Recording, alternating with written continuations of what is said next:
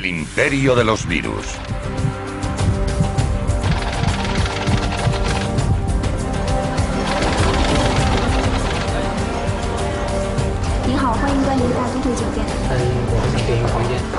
Asesinos silenciosos.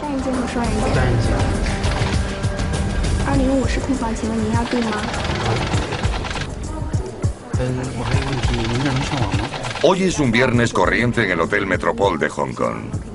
Llegan los invitados a una boda que se celebra esta noche. Este día de febrero de 2003, nadie sospecha que uno de los invitados ha traído consigo a un asesino invisible. Hola. Hola, señor. ¿En qué puedo ayudarle? Me llamo Lu Qian. El profesor Lu Qianlong es médico, tiene 64 años y ha venido desde Guangdong a Hong Kong para la boda de su sobrina. ¿Puede hacerse cargo de mi equipaje? Por supuesto, señor. Pensando que padece una sencilla gripe, Lu no sospecha que un virus desconocido arrasa su cuerpo. En las próximas 48 horas el doctor habrá infectado, sin saberlo, a otros 17 invitados del hotel, con una nueva enfermedad mortal, poniendo al mundo entero en estado de alerta.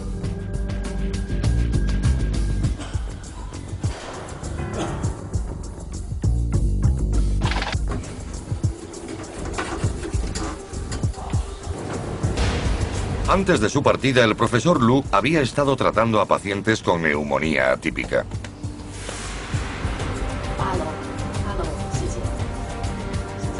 El mortífero virus con el que fue infectado no recibiría nombre hasta 3 semanas después, SRAS. El trayecto en el ascensor del Hotel Metropole originará una epidemia mundial que ataca a víctimas al azar.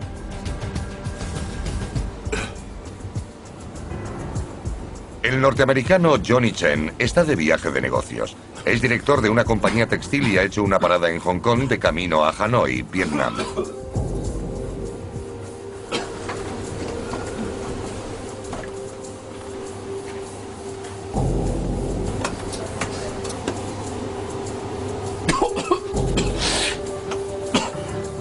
La canadiense Kuan Su-chu está visitando a unos parientes en China. Mañana regresa a Toronto.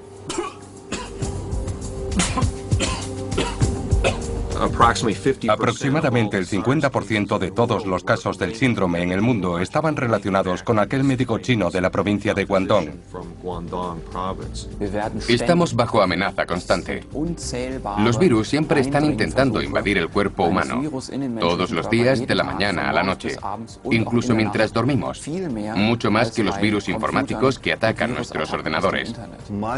Mi lema es esperar lo inesperado. Ahí fuera hay tantas cosas que no podemos predecir qué va a pasar. Toda forma de vida celular del planeta, ya sea una bacteria, un parásito, un gusano, un humano, animal o planta, está infectada por virus. Y casi todas las especies tienen al menos un virus único y exclusivo. Por definición, eso significa que los virus son las formas de vida más diversas de la Tierra. Los virus llevan matándonos desde el origen de la humanidad, a pesar de que solo hemos sido capaces de verlos desde la invención del microscopio electrónico, un aparato que hace visible lo invisible. El premio Nobel Joshua Lederberg escribió: "La mayor amenaza a la continua dominación del hombre sobre este planeta son los virus. Ellos buscan comida y nosotros somos su carne". A pesar de que conocemos los causantes de la polio, el SIDA, el dengue, la rubeola, el ébola, el SRAS o la gripe aviar, solo existen vacunas para una pequeña parte de esos virus letales. Solo en el siglo XX más personas han muerto de infecciones virales que en todas las guerras del mundo. Investigar a estos asesinos silenciosos requiere una exhaustiva labor molecular y modernos laboratorios de bioseguridad como el de Marburgo. Los virus están programados por su código genético para penetrar en células anfitrionas. Ese es el único lugar donde pueden reproducirse. El hecho de que los virus nos hagan enfermar o morir no es más que un desagradable efecto secundario. Los virus no quieren matarnos, simplemente lo hacen. Por ejemplo, el virus del papiloma humano tiene un gran impacto en nuestra población. Es un virus muy contagioso y ciertas personas infectadas están predispuestas a padecer cáncer cervical, algo que no tenía sentido asociar con el virus. Así que es un asesino silencioso y letal. El virus del ébola puede matar al 80 o 90% de las personas que infecta. Pero esa no es una estrategia muy inteligente porque al final la epidemia terminará. En cambio, el virus del SIDA sobrevive en el cuerpo humano largos periodos de tiempo, lo que le da más oportunidades de mantenerse entre nuestra población. En algunas partes de África, hasta el 40% de la población adulta está infectada por el VIH. Actualmente, 1 de cada 25 muertes que ocurren en el mundo se debe al VIH.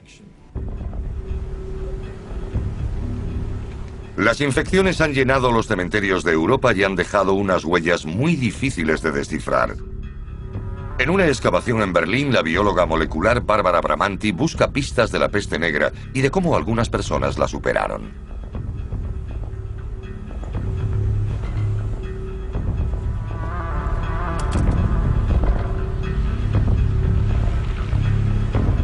La científica italiana busca restos de ADN en los dientes y huesos de víctimas de peste bubónica.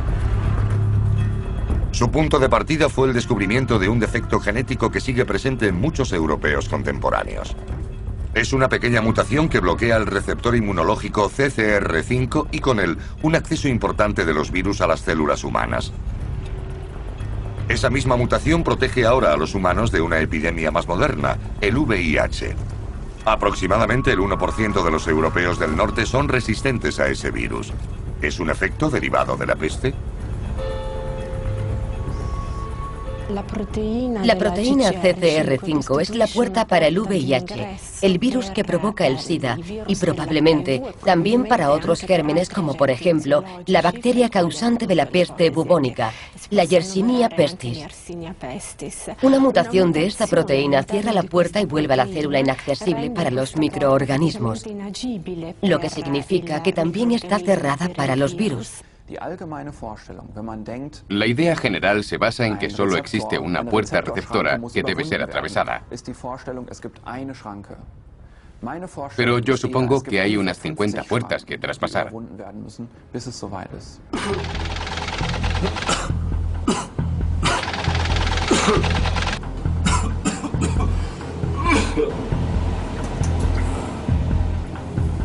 En la 9ª planta del Hotel Metropol, 3 azafatas de Singapur se van de compras.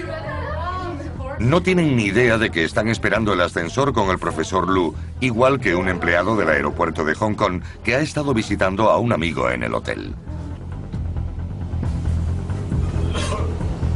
El profesor Lu solo quiere descansar.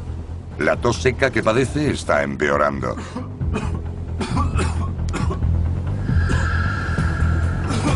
Con cada tos, lanza al aire gotas de saliva cargada de patógenos del SRAS. Como todos los virus, son demasiado pequeños para tener metabolismo propio y no pueden reproducirse por sí mismos. Fuera de una célula viva no son más que polvo sin vida. Como los zombies, requieren nuevas víctimas constantemente, en cuyas células despiertan a la vida.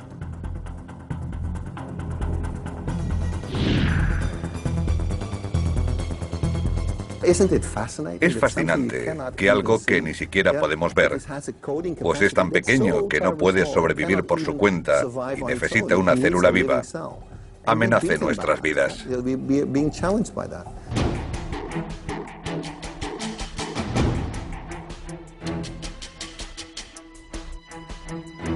Albert Osterhaus es uno de los virólogos más importantes del mundo. Como casi todos los expertos, está convencido de que un virus de la gripe mutado matará a millones de personas en un futuro próximo. Si existiera una vacuna, solo estaría disponible para una fracción de la población mundial. Según el profesor Osterhaus, la superpoblación y el turismo son fértiles campos de cultivo para una epidemia catastrófica causada por virus.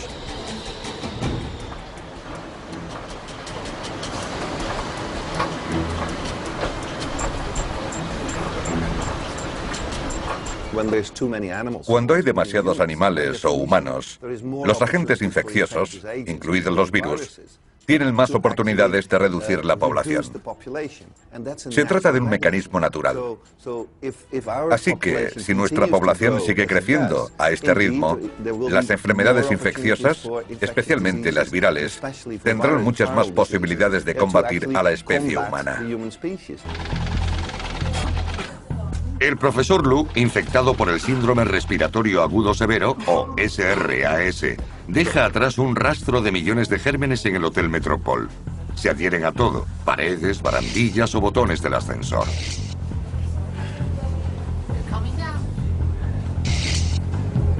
La forma de vida invisible puede sobrevivir hasta 6 días sin encontrar un nuevo anfitrión.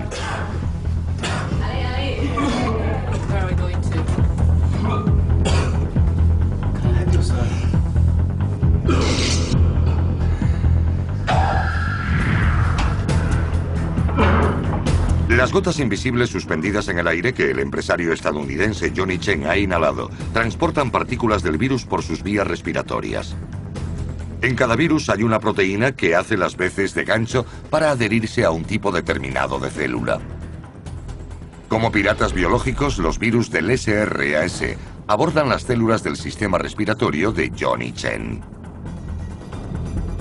Los virus tienen una misión: copiarse a sí mismos. Ese es el único modo que tienen de reproducirse. Con mensajeros químicos toman el mando de las células y las obligan a producir copias suyas hasta que mueren por agotamiento.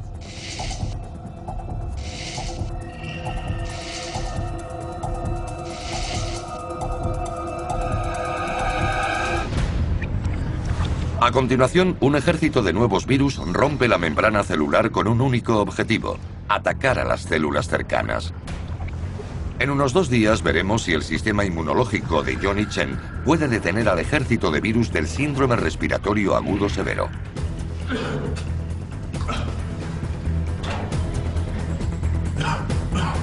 El profesor Lu ya ha perdido la batalla. Su sistema inmunológico se encuentra en agitación total. Por el momento, todos los que subieron al ascensor del hotel están en guerra contra el virus del SRAS. La mayoría de los virus y otros agentes se extienden rápidamente, como la gripe y el SRAS. Se infecta mucha gente que o muere o se recupera. Cuando se recuperan, se inmunizan y no pueden ser infectados de nuevo. Eso significa que estos virus necesitan combustible constantemente y tienen que buscar a más y más gente para no desaparecer.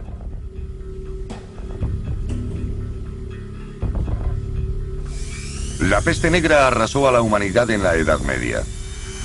En su laboratorio de la Universidad de Maguncia, Alemania, la bióloga molecular Barbara Bramanti espera poder encontrar restos de ADN en los huesos o los dientes de los cadáveres de víctimas de la peste.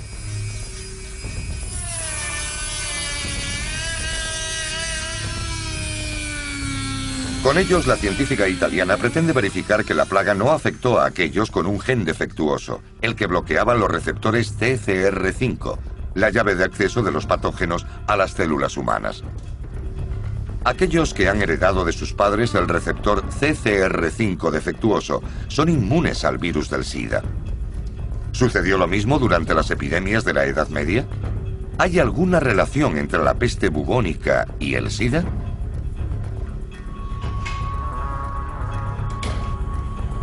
Phil Murphy, virólogo de Washington, descubrió el defecto del CCR5.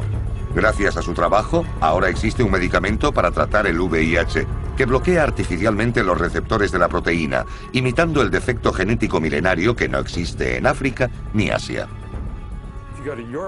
En Europa hay un gradiente de este gen defectuoso de norte a sur. Es más común en el norte, en Finlandia, y más escaso en los países mediterráneos. Grecia y España tienen niveles muy bajos de CCR5. Así que creemos que la forma defectuosa de este receptor surgió en algún momento después de que los caucasianos abandonaran África. Y fue seleccionado por los agentes infecciosos.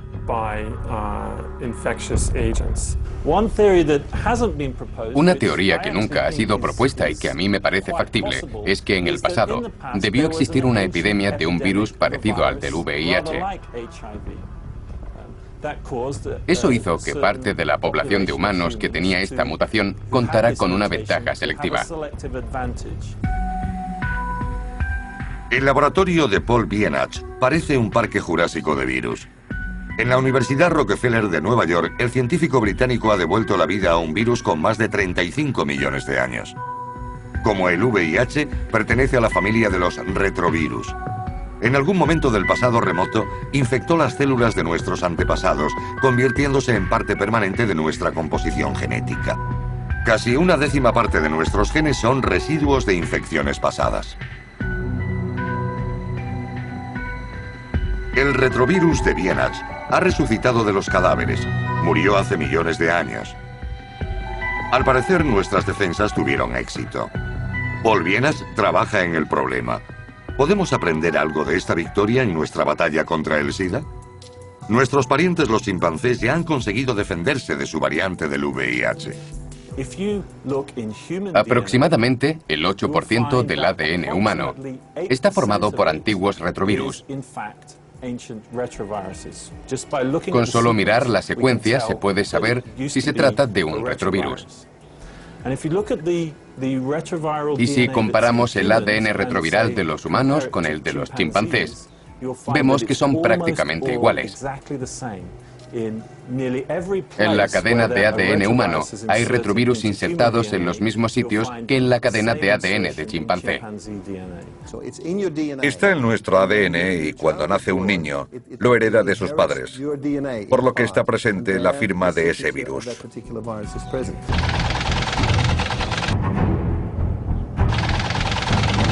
Con un último esfuerzo, el profesor Lu consigue soportar el banquete.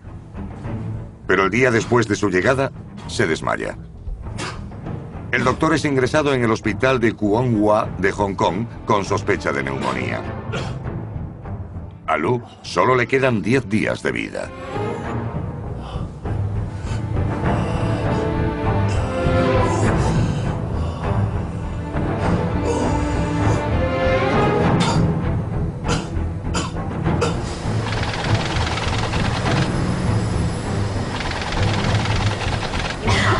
Solo 4 días después de su breve encuentro con el profesor Lu, las 3 azafatas de Singapur dejan el hotel.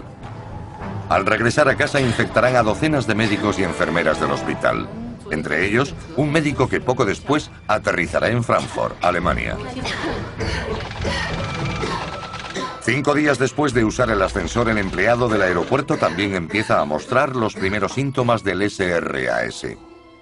Poco después, es ingresado en el Hospital Príncipe de Gales. En el ala 8A infectará a unas 150 personas. Es lo que se conoce como un superpropagador. Pero él sobrevivirá a la enfermedad.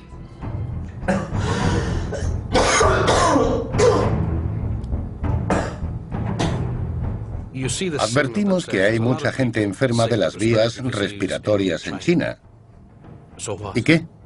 Mucha gente contrae enfermedades respiratorias en China cada año. Probablemente hay unos cientos de miles de casos. ¿Cuál es la señal que hace que nos preocupemos? Empezó a lograr que todos los que trabajamos en la investigación de la gripe pensásemos: Dios mío, ¿se ha iniciado una pandemia de gripe H5N1 en el sur de China? Un brote mundial de gripe significaría que millones de personas, si no decenas de millones, morirían. Un 20 o 30% de la población del planeta se vería afectada. Estaría enferma en cama. El CDC de Atlanta es el cuartel general para combatir las epidemias en Estados Unidos. Con un presupuesto anual de 7.000 millones de euros, la organización casi paramilitar puede enviar a sus equipos de investigación al punto de origen de la epidemia en cualquier parte del mundo en pocos días si reciben la invitación del país afectado. Los expertos de Atlanta están considerados los mejores del mundo.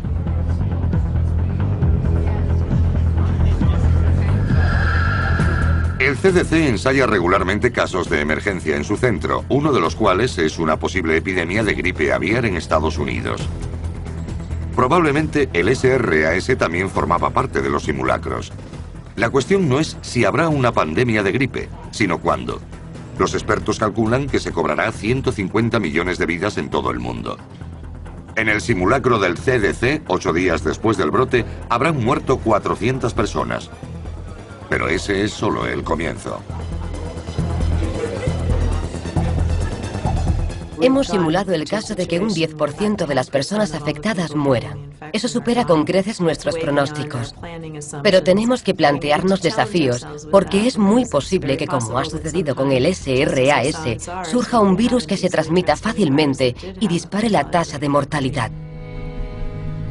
Septiembre de 1918. La Primera Guerra Mundial llega a su fin, pero otro enemigo ataca en las últimas semanas. La gripe afecta a los soldados en los abarrotados campamentos y se extiende como el fuego. En las enfermerías, los médicos y enfermeras se sienten prácticamente impotentes y los hombres caen como moscas.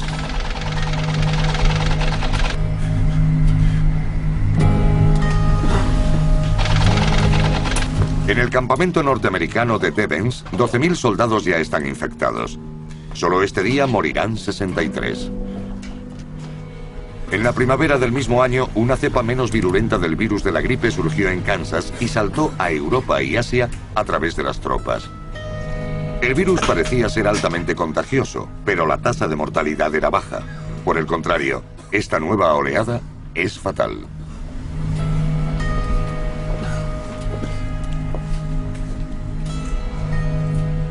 En los 2 años siguientes, la gripe habrá matado a 50 millones de personas en todo el mundo, más del doble de las que murieron durante la guerra.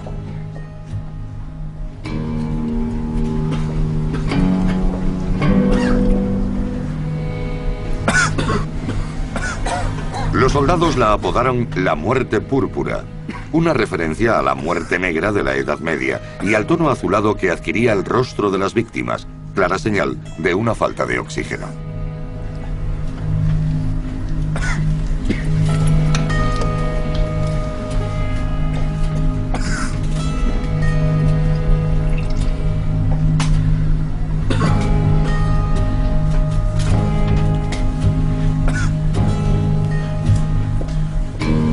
A los pocos días de aparecer los primeros síntomas, los enfermos sufren una fiebre alta y asfixia.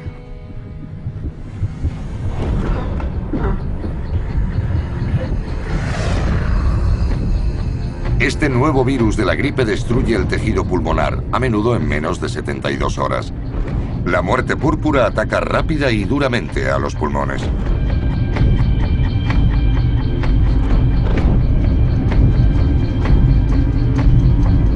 Los médicos de entonces no podían saber que se trataba de una mutación de la gripe aviar, actualmente clasificada como H1N1 por las puntiagudas proteínas H y N de la membrana exterior del virus.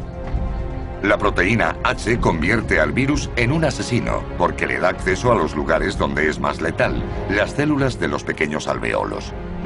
Allí produce decenas de miles de copias de su genoma. Y como en todos los virus de la gripe, no es solo una cadena, sino 8 de ARN. Y es increíblemente propenso a copiar los errores.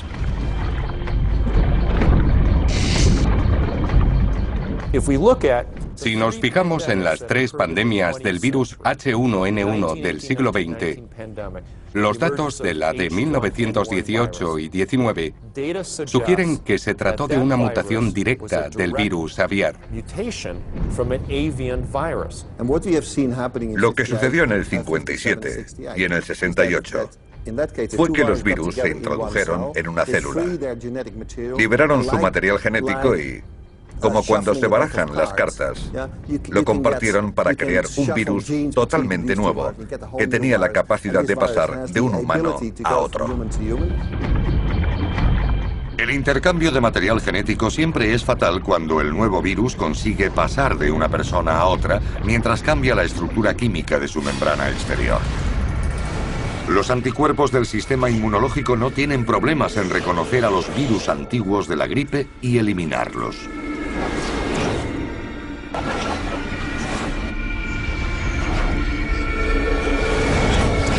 Pero los nuevos mutantes se camuflan y se vuelven invisibles para el sistema inmunológico.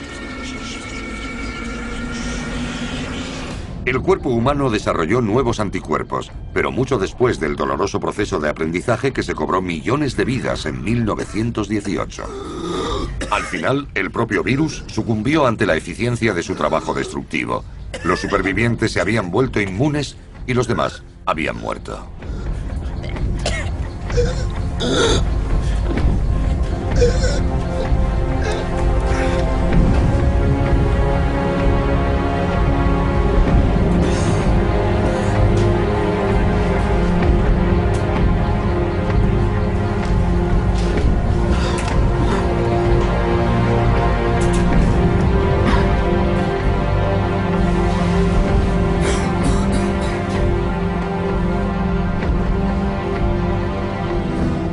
Harry Huber Underdown, quizás la primera víctima de la epidemia, está enterrado en el cementerio militar de Étaples, en Normandía, Francia.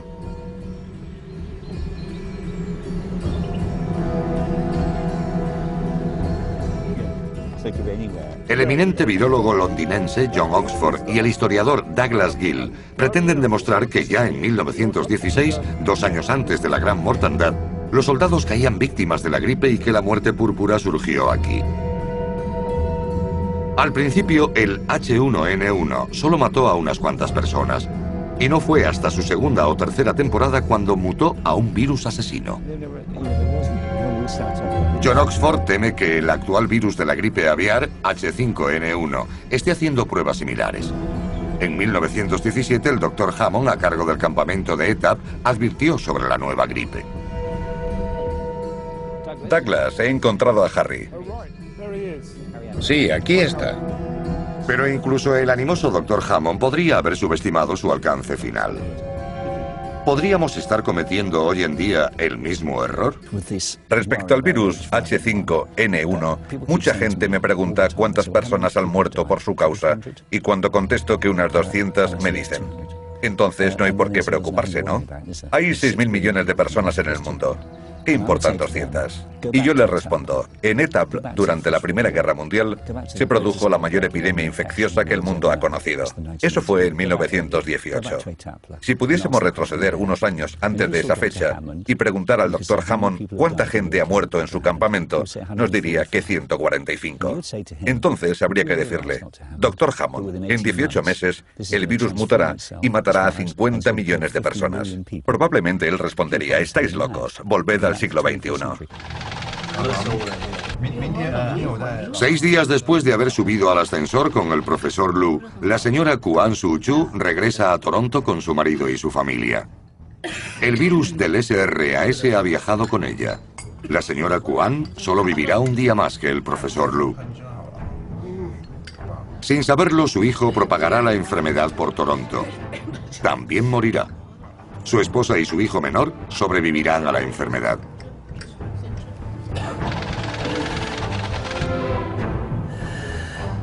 Como tenía planeado, Johnny Chen ha volado de Hong Kong a Vietnam. A estas alturas, se siente tan enfermo que llama al servicio de urgencias.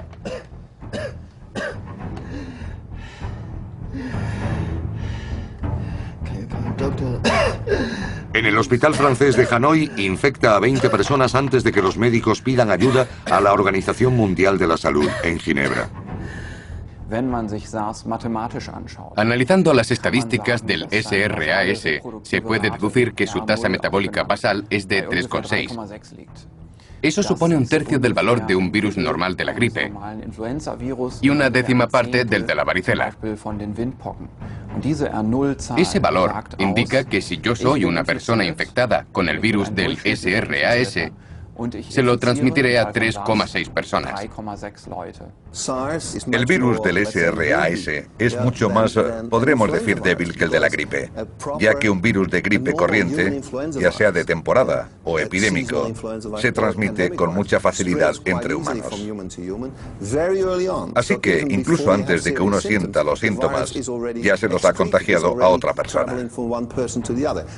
Con el SRAS tenemos la suerte de que tarda entre 3 y 4 días antes de ser contagioso.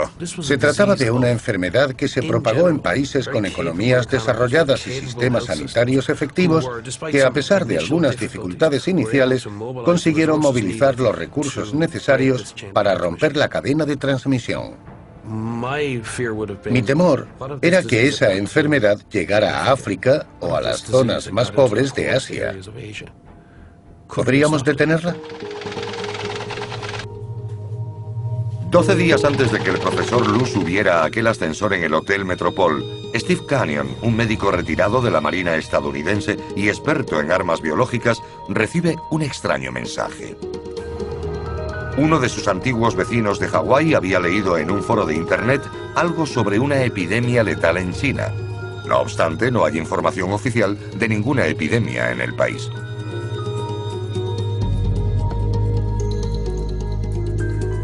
Inmediatamente Steve Canyon transmite la información a ProMed, un servicio de información sobre enfermedades infecciosas en Internet.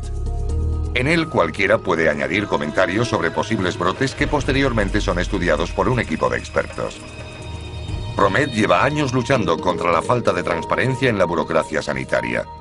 Lo que alerta inicialmente al mundo de la misteriosa neumonía es el mensaje de Steve, no la Organización Mundial de la Salud.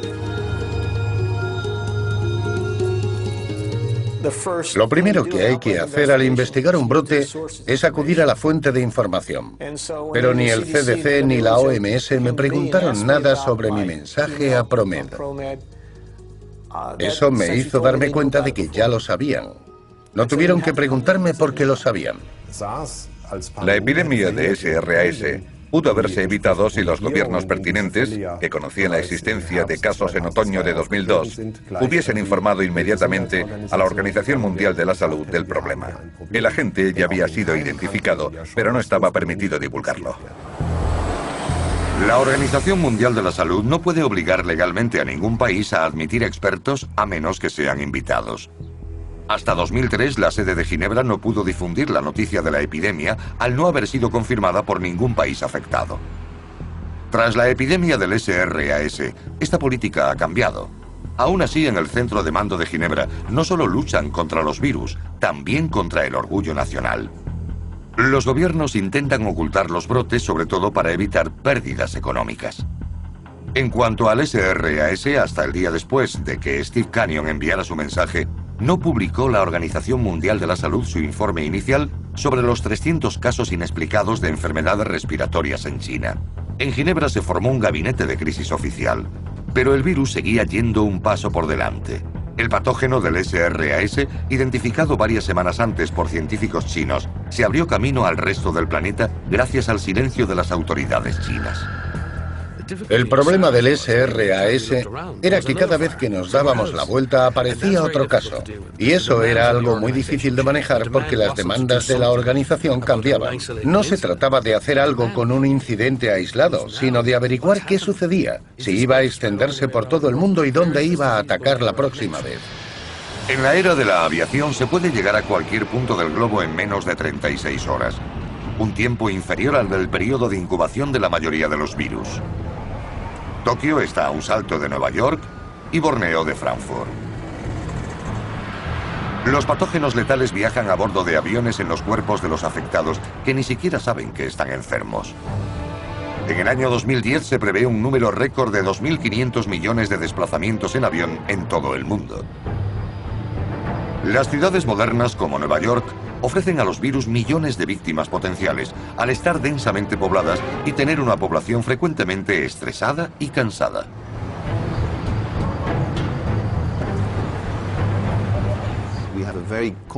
Tenemos una mezcla muy compleja de todo tipo de cambios en nuestra sociedad que crea nuevas posibilidades de infección.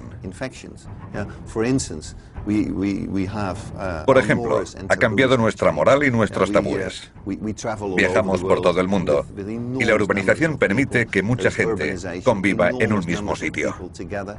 Habrá una nueva pandemia de gripe, SRAS o de lo que sea. Es la historia de la humanidad. Así que sería muy imprudente por mi parte negarlo. La cuestión es qué organismo será, cuándo sucederá y qué impacto tendrá. Cualquiera que afirme conocer la respuesta es un necio. El doctor Carlo Urbani, de la unidad de campo de la OMS en Hanoi, recibe una llamada del hospital francés. Las enfermeras están aterrorizadas. 12 días después de subir al ascensor del Hotel Metropol, Johnny Chen ya ha infectado a docenas de empleados con su misteriosa enfermedad pulmonar. En aquella época solo era el representante de la Organización Mundial de la Salud. Es parasitólogo, pero conocía muy bien los entresijos del control de enfermedades infecciosas debido a su trabajo, e hizo una labor excelente. Para mí, el Dr. Urbani es el héroe del SRAS por muchos motivos. Fue el primero en describir la epidemiología del síndrome y aportó los primeros datos clínicos, haciendo un gran esfuerzo para el control del brote en Hanoi. Inspire, por favor. Muy bien, gracias. Tosa. Muy bien. Ese día, Carlo Urbani examina a Johnny Chen y al resto de pacientes con síntomas similares. Al principio asume que se trata de una gripe. Urbani tiene 46 años y está tan sano como Johnny Chen una semana antes.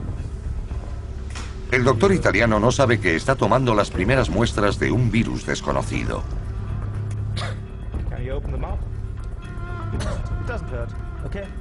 4 años antes, Urbani recogió en Estocolmo el Premio Nobel de la Paz para la Organización Médicos Sin Fronteras. En su discurso dijo: "El deber de todo médico es estar junto a las víctimas".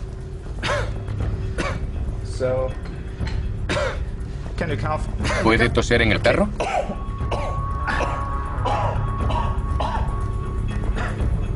Muy bien. El cuerpo de Johnny Chen lucha desesperadamente contra un virus desconocido con fiebre muy alta. Pero el intercambio de aire en sus pulmones está seriamente dañado.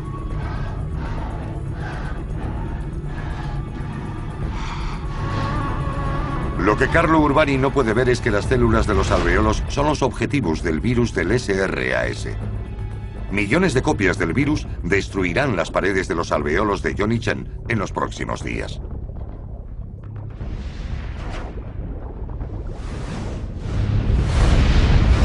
Hasta meses después, los científicos no descubren que la clave está en una proteína de las espinas del virus. Esta abre un cerrojo químico de la superficie de todas las células pulmonares llamado ACE2. Todos los coronavirus humanos identificados con anterioridad suelen desviarse y solo provocan un leve resfriado. El virus del SRAS, por el contrario, consigue entrar en los pulmones y producir millones de copias de su genoma.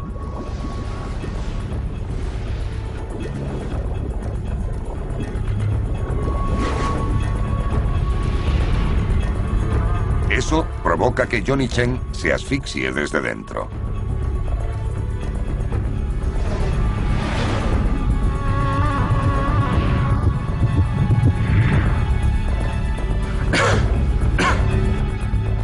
En las primeras radiografías, Carlo Urbani no puede ver el enorme daño pulmonar.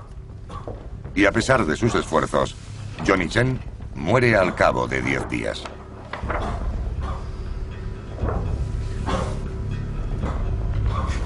¿Estás segura de que esos son sus pulmones?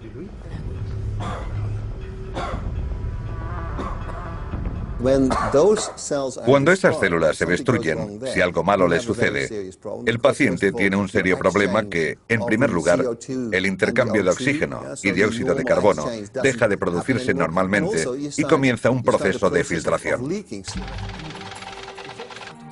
Carlo Urbani se alarma. Inmediatamente implanta medidas de higiene y la cuarentena para proteger la salud del personal. Examina a los pacientes durante 6 días y finalmente pone fin a la conspiración de silencio sobre esta nueva enfermedad. Pero cuando la esposa de Urbani, Giuliana, se entera de su misión, se muestra terriblemente preocupada. Carlo, estoy preocupada. Esta infección es muy fuerte. Por una vez, piensa en ti y en nosotros. No olvides que tenemos 3 hijos. Pienso en ti, pero también hay otros padres. Hablaremos de eso más tarde. Adiós, cariño. Adiós. Hasta luego.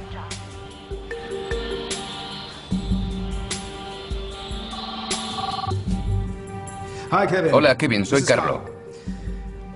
Tengo un hospital lleno de enfermeras aterrorizadas. La gente está descontrolada y asustada. No sé de qué se trata, pero no es gripe. ¿Podrías llamar a Pascal y avisar a Ginebra?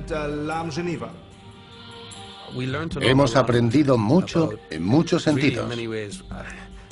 Si lo comparamos con el fútbol, era como si estuviésemos jugando en cuarta división y de repente nos hubieran ascendido a primera y las exigencias y expectativas hubieran aumentado exponencialmente.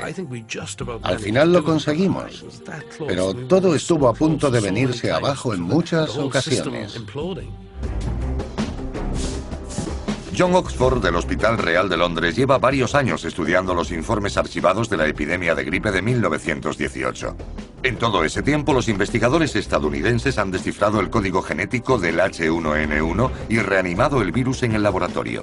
Implantaron la proteína H a un virus de gripe normal, convirtiéndolo en un patógeno letal.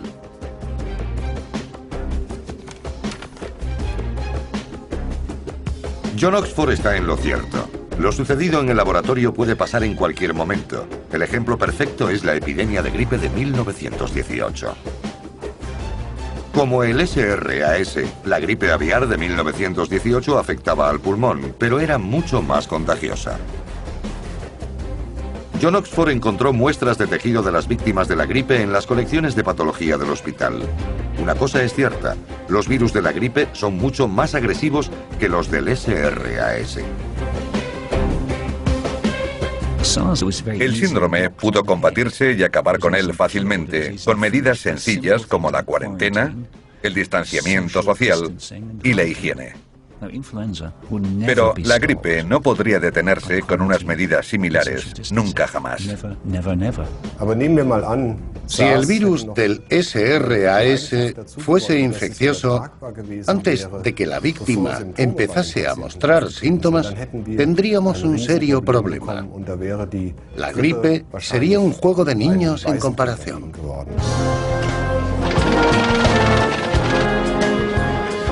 El cuartel general del CDC en Atlanta está en alerta roja. El experto en gripe, Tim Ujiki, se dispone a viajar a Hanoi para ayudar a Carlo Urbani.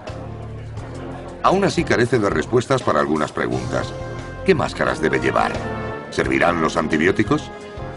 Ujiki y Urbani han estado en contacto por email y teléfono durante días, pero entonces la situación da un giro inesperado.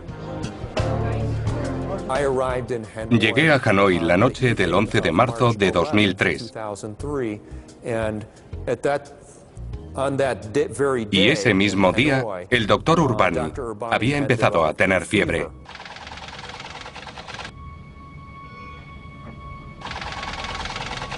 A pesar de la fiebre, Carlo Urbani vuela a Bangkok para asistir a una conferencia. Tras ser ingresado de urgencia en el hospital, el doctor reconoce poder estar infectado con el virus misterioso.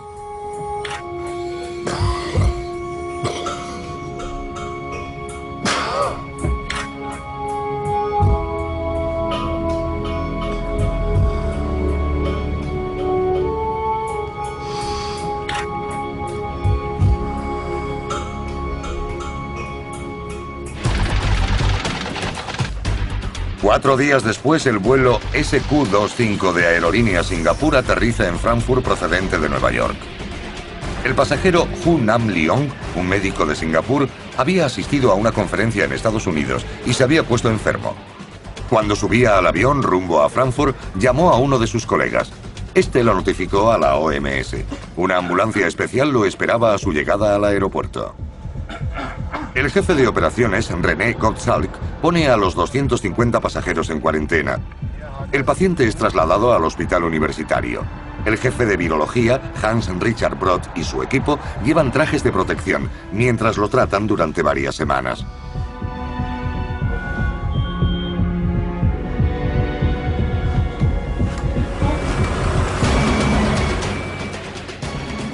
El doctor Leong trató en Singapur a pacientes con casos sospechosos de neumonía, incluida Esther Mok, una de las 3 azafatas de Singapur que se habían contagiado en el Hotel Metropol. El mortífero patógeno de Asia había llegado a Europa desde Estados Unidos en el cuerpo de su médico.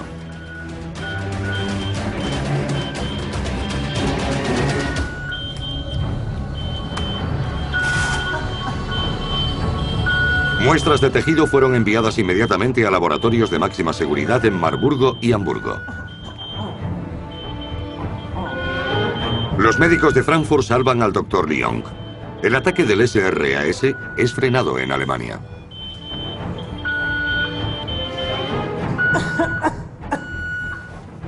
El virus del SRAS era demasiado para nosotros. Un germen capaz de saltar de un paciente superpropagador a otras 170 víctimas y que es letal en un 10% de los casos. Era un virus increíblemente peligroso. En respuesta al caso de neumonía en el aeropuerto de Frankfurt, la sede de la OMS en Ginebra despliega su artillería pesada. Por primera vez en la historia, la Organización Mundial de la Salud lanza una alerta mundial. Para dar un nombre a este demonio, el organismo lo denomina Síndrome Respiratorio Agudo Severo o su abreviatura, SRAS. En vez de lidiar con uno solo, tuvimos que tratar con 192 Estados miembros y todos los aspectos políticos y de comunicación relacionados. ¿Cómo puede la OMS mantener su credibilidad lanzando mensajes verosímiles y al mismo tiempo no dar demasiadas seguridades sobre lo que no sabemos?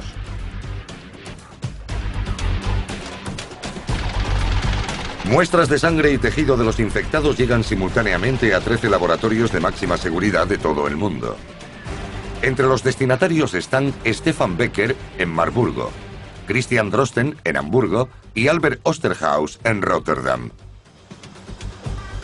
En un maratón telefónico, la OMS convence a los prestigiosos laboratorios de que sacrifiquen el crédito individual y colaboren para desentrañar el patógeno del SRAS. Sin una prueba adecuada no se puede distinguir de un simple resfriado en las primeras fases de la enfermedad.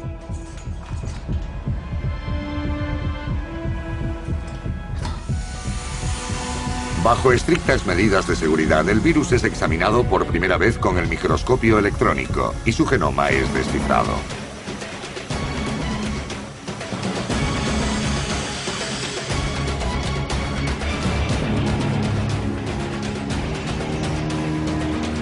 Hasta mucho después, los investigadores no descubren que el virus del SRAS procede de los murciélagos y que fue transmitido a los humanos por las civetas, consideradas una especialidad culinaria en el sur de China.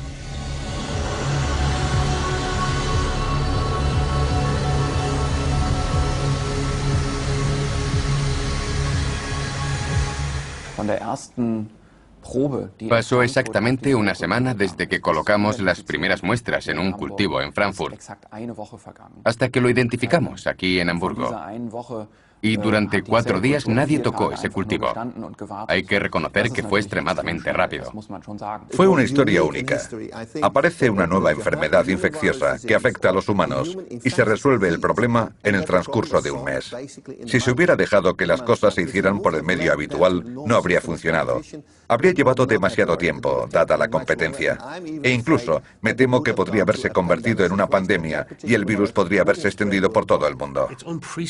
Es un hecho sin precedentes en la historia el que surja una enfermedad altamente contagiosa y sea contenida en tan poco tiempo. Creo que el mérito corresponde al mundo entero, pero hemos aprendido una buena lección, que somos vulnerables. Durante días, Carlo Urbani lucha por su vida en un centro de cuarentena de Tailandia. Su esposa, Juliana, solo puede hablar con él por medio de un interfono.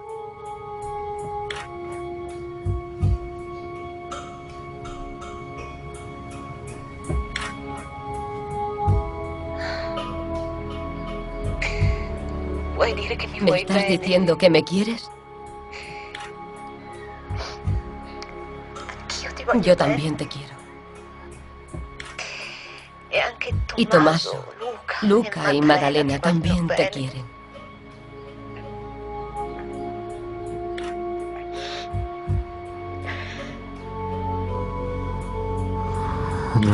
Juliana, perdóname.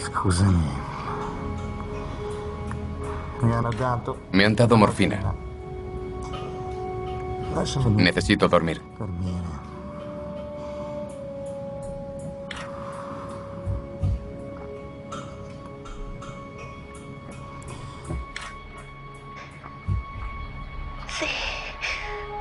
Sí. Duerme. Duerme, cariño.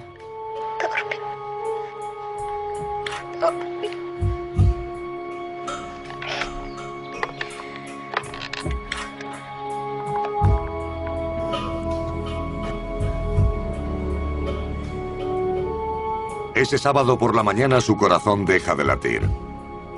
Carlo Urbani fallece a las 11:45 de la mañana.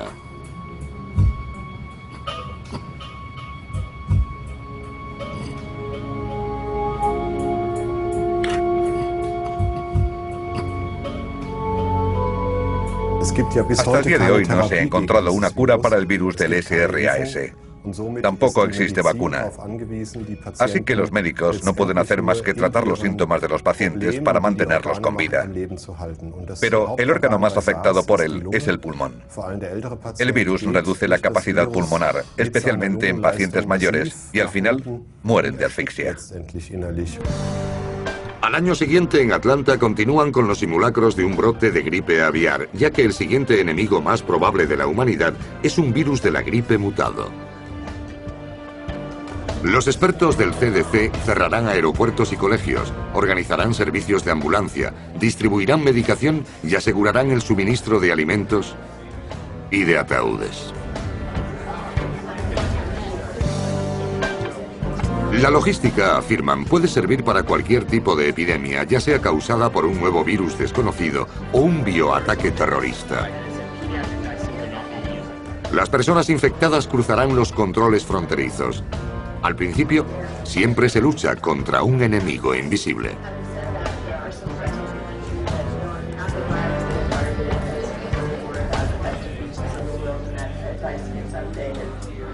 Ahora vivimos en una comunidad global. Todos pasamos gran parte de nuestro tiempo viajando por el mundo y todos corremos el riesgo de contagiarnos. No importa dónde empiece, la amenaza llegará a nuestra puerta en 24 horas.